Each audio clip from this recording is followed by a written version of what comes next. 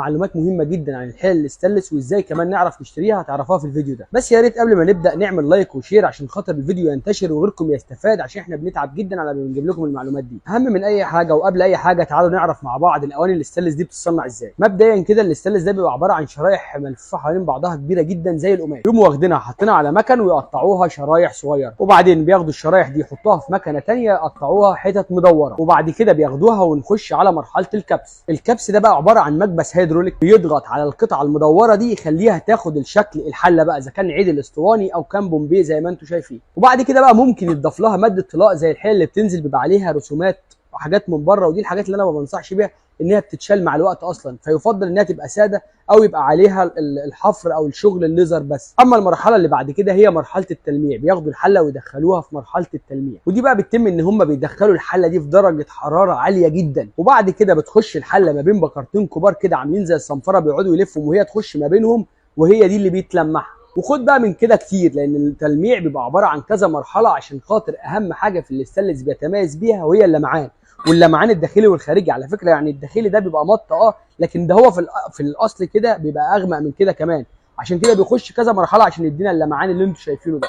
بعد كده الجزء الاهم في الحله وهو القاعده بتاعتها، دي بقى بتبقى جزء منفصل عن الحله وبيتم لحمها كويس جدا. طبعا القاعده ديت هي اللي بتتعمل فيها شغل كتير، في ناس بتصنعها او شركات بتصنعها استانلس 100%، وطبعا ده الافضل. وفي شركات تانية بتحط في القاعده دي كروم او معدن حديد مع الاستانلس وبتلزقها، وده برده ده اللي يعني انا ما بفضلوش عن الاستانلس. يعني طبعا عشان الحلل الاستانلس بتخش في المراحل اللي انا قلتها دي كلها وتحت درجات الحراره العاليه جدا، بتبقى من افضل الحاجات اللي تستخدم في اي مطبخ. كل اللي قلناه ده طبعا عرفنا ان الاستانلس طقم جميل وشيء اساسي في حياتنا. طب ازاي بقى نشتريه؟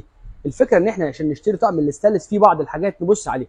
اول حاجه يكون الاستانلس بتاعه من تحت مختوم 18/10 والجوده بتاعته ما تقلش عن 304، ده عشان يبقى صحي وعشان خاطر يستخدم.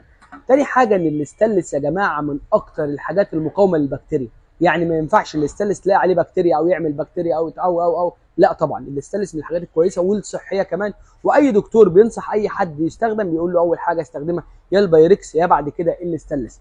طبعا الاستانلس لما بنجيبه بنختبره بالمغناطيس، لازم المغناطيس ما يمسكش فيه، ما يمسكش في القاعده وما يمسكش في الجناب، بس في اللحام اللي ما بين اليد دي الخارجيه والحلق بيبقى فيه طبعا اللحام ده ما بيبقاش استانلس 100%، فممكن تلاقي المغناطيس بيشعر حاجات بسيطه في الجنب هنا كده من فوق، بيشعر حاجات بسيطه في الجنب، فده طبيعي. ولو شعر برده حاجات بسيطه تحت، اهم حاجه ما يتلزقش او ما يتشدش مننا، يشعر حاجه بسيطه في القاعده، طبعا بيبقى مطرح اللحام الداخلي، فده طبيعي جدا. اهم حاجه الجسم بتاع الاستانلس اللي بيحط فيه الاكل يبقى استانلس 100%، والمغناطيس ما يمسكش فيه بالقوه اللي هي بتسحب مننا المغناطيس.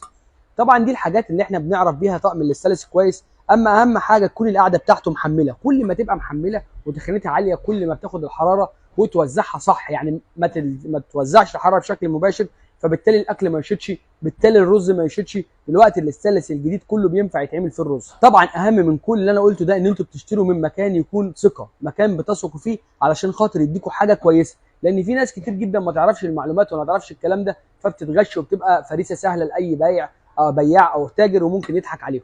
لو انتوا استفدتوا من المعلومات ديت واستفدتوا من معلومات اهم طقم ممكن نجيبه للمطبخ، اتمنى ان احنا نعمل لايك وشير عشان خاطر الفيديو يوصل لغيركم وكل عروسه وست بيت تستفاد.